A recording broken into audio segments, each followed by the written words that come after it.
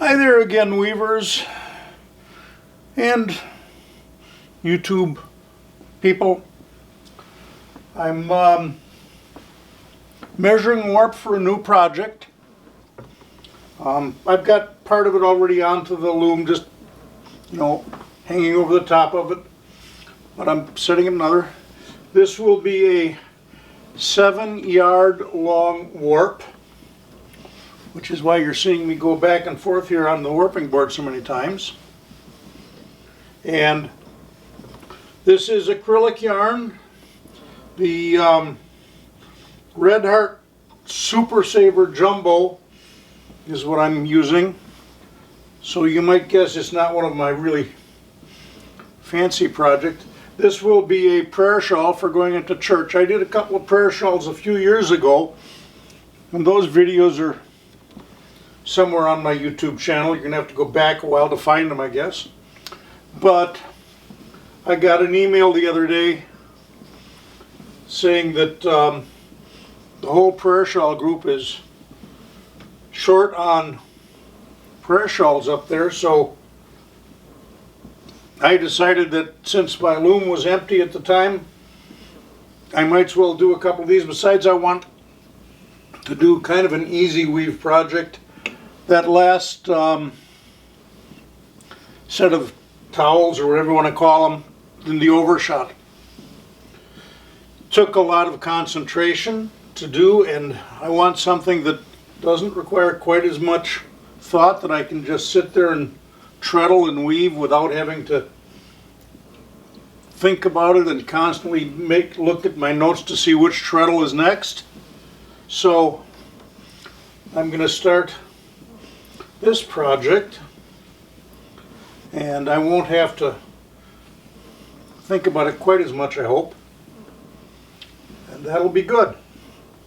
So that's why I'm doing this, and I'm hoping that this can be a relatively quick project, even though it's got a long warp, because my goal is that each of the, I'm hoping to get 3 prayer shawls out of a 7-yard warp at 2 yards per shawl. So approximately 6 feet long by approximately 2 feet wide, each of the 3 shawls. 2, 4, 6. So I'm just counting my threads here. I'm planning on doing this at 10 ends per inch. And these bouts that I'm putting together on the warping board are 21 threads. So I'll need to have the right number of bouts to get my width and allow for a little bit of draw in. 1, 2, 3, 4, okay, that's 8.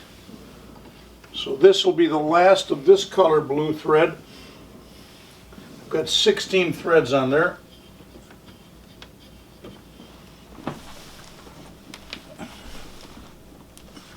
And now I'm going to do a lighter blue.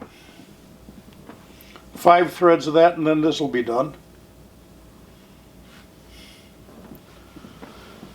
So anyways, this is the project. I'm just starting, and I think the pattern is what I think you'd call an M and W, M's and W's. I'll find a way to show you just a little bit of the computer screen of where I designed this, my plans for it in the Tempo Weave program.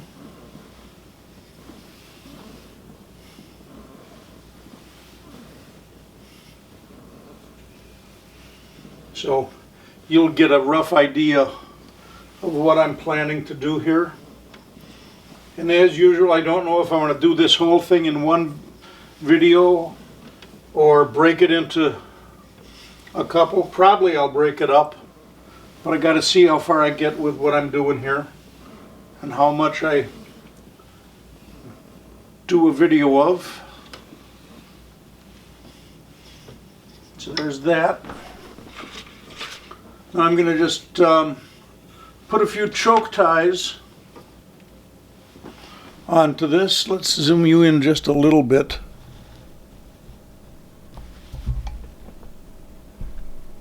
There.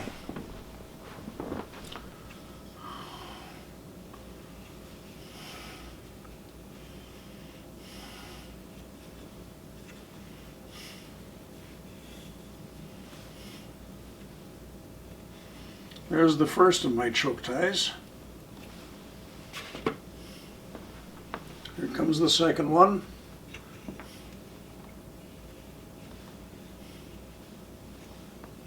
I know it's probably harder for you to see this than me, but trust me that that's what I'm doing. Let's see. The next two choke ties are going to go at the other end a little bit. So they will go down here.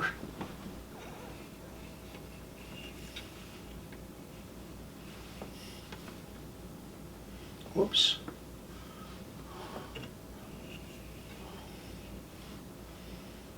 And there's one more. This choke tie. Now one more at the other end.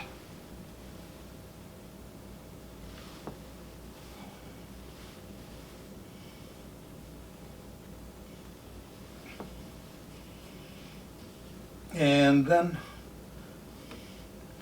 I just have to chain it up, cut the threads here,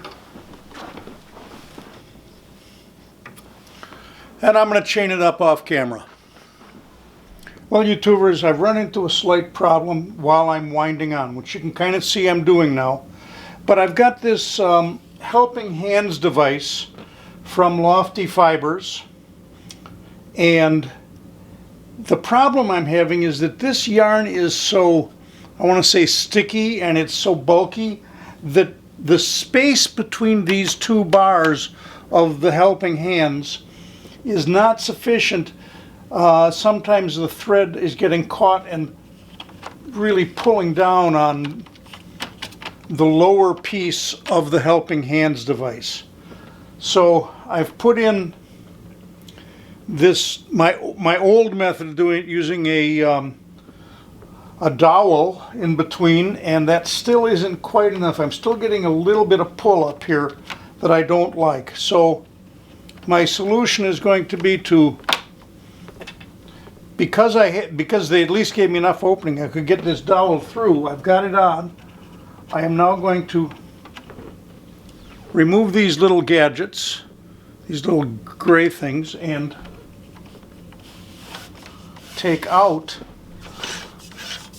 the lower bar of the helping hands,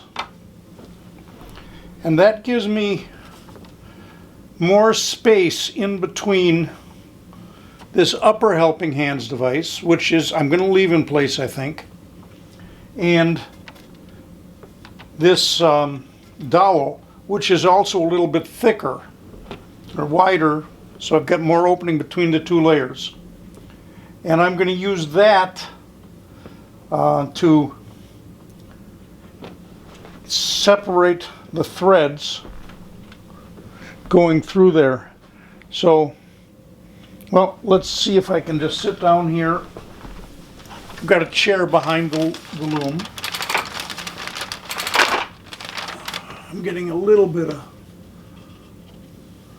tangle there. You really do have to keep your eyes on these things as you're winding on, so things don't get tangled up somehow.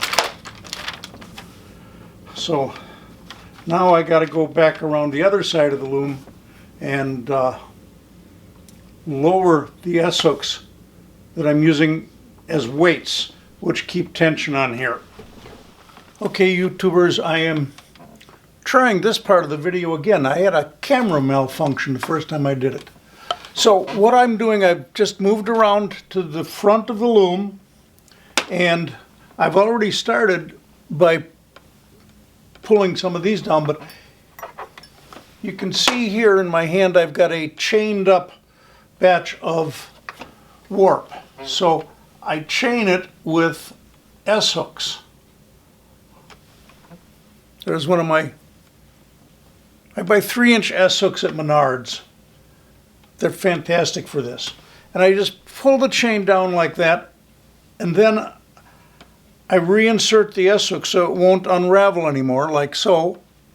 Just hang it down in front of the loom. S-hook again, pull out the next chain. Reinsert the S-hook and hang it down in front of the loom. What this does, that S-hook provides just enough extra weight that these hang down, and they provide just enough tension so that I have a little bit of tension on the warp as I'm winding it on to the back. I don't need to have a second person sitting back here hanging onto these like they're driving an old-fashioned wagon with a team of horses, and these are the reins driving, all the horses are controlling them. I'm just using the little bit of extra weight that I get out of these 3-inch S-hooks to provide me that tension on this yarn. I've still got a few more chains to go, but I think you understand the process now. So after I finish this one, I'm going to turn the camera off and continue on my own. But there we go, I've got that. Here's the S-hook. It's going to go right through one of the loops in this chain. Going to hang right there like that. Hang down in front of the loom. And I've got almost 3 feet, 2.5 to 3 feet that I can wind on before I have to move the S-hooks again. And I'm going to just keep doing that as going back and forth between the front and the back of the loom as I wind on doing this. So this is the wind on process, and I wanted you to see what I'm doing in addition to the little issue I had with the back with the Lee sticks being a little so close together that this sticky yarn caused me a problem. Well, folks, I know it's kind of bright over on that side. The sun is shining in the window behind the loom, but hopefully it isn't so bright as to screw this up. I am about halfway through with threading all of the heddles. Here's my chart. Up here where you can see the various diagonal highlighter lines, those are the parts that I have done. And then going down here is the part that I have yet to do. And I'm only going to have to do half the bottom line. So this is where we are. Let me turn the camera just a little bit and show you a little bit of the heddle threading, and then we'll figure out what's to do next. That looks about right. So this next batch is going to be shafts 8, 7, 6, 5, 4, 3, 2, 1. So 8, 7, 6, 5, 4, 3, 2, and 1. And that's this 8 threads right here. I wonder if you can zoom in a little bit more. There we go. Hopefully you can see this.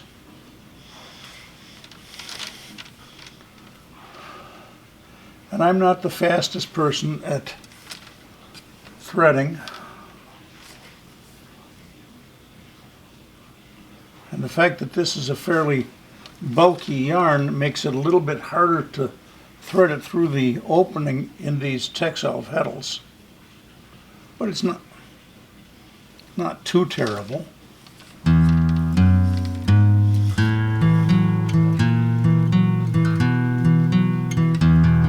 This one is being putsy.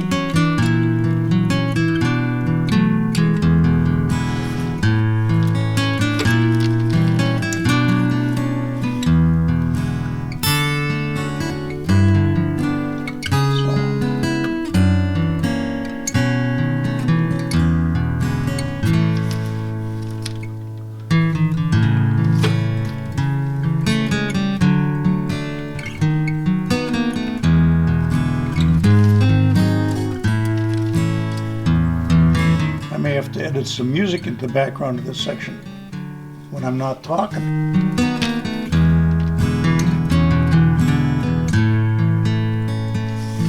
Okay, there's those 8, and I'll mark them off on the sheet as done. So that's this one, and then these. So the next one is going to be 2, 3, 4, 3, 2.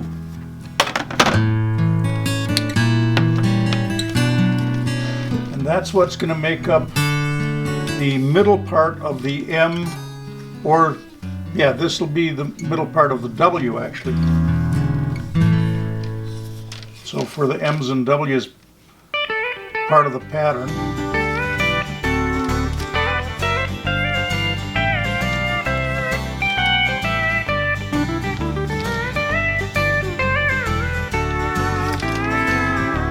This, of course, is where I'm using the slightly lighter shade of blue in the pattern.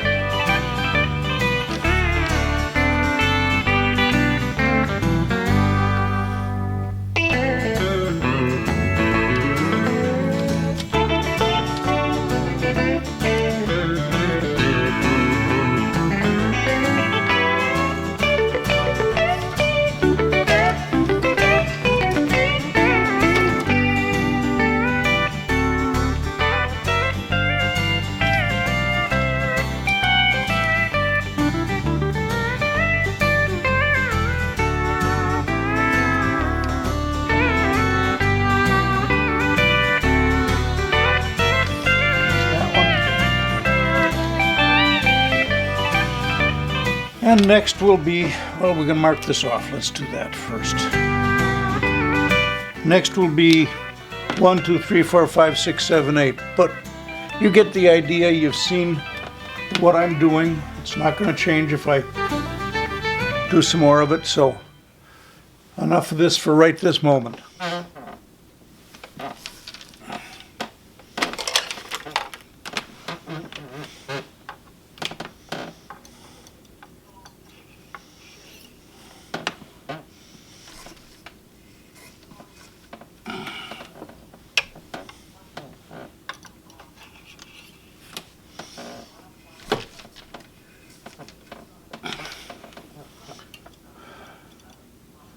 Well, folks, I guess you can see that I am finally to the point of slaying the reed. I've finished threading all the heddles on this project, and now we're getting pretty close to the point where I might be able to start weaving pretty soon. Although I still have to crawl underneath this loom and tie up the treadles. And since it's an 8-shaft pattern, that means a lot of treadling to tie up, because remember, this is a countermarch loom and I have to tie both every shaft twice, once for when it's going up and once for when it's going down.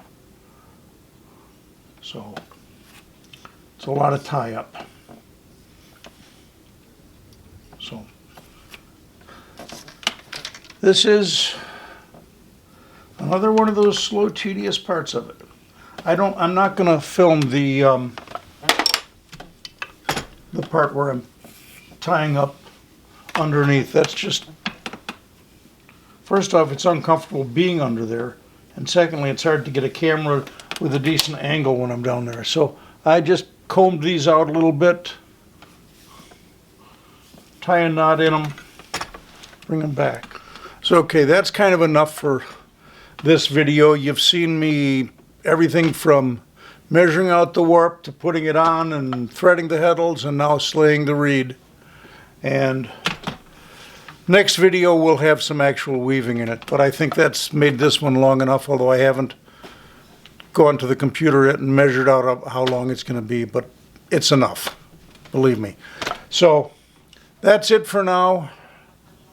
All the usual YouTuber stuff, like, comment, share, you know what I mean.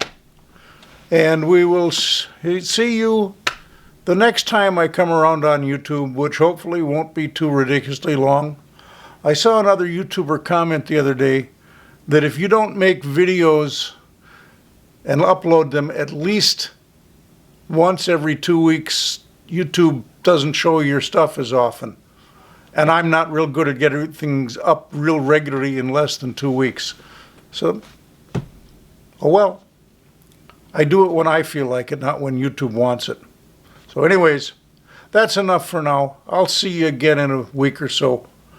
Bye-bye.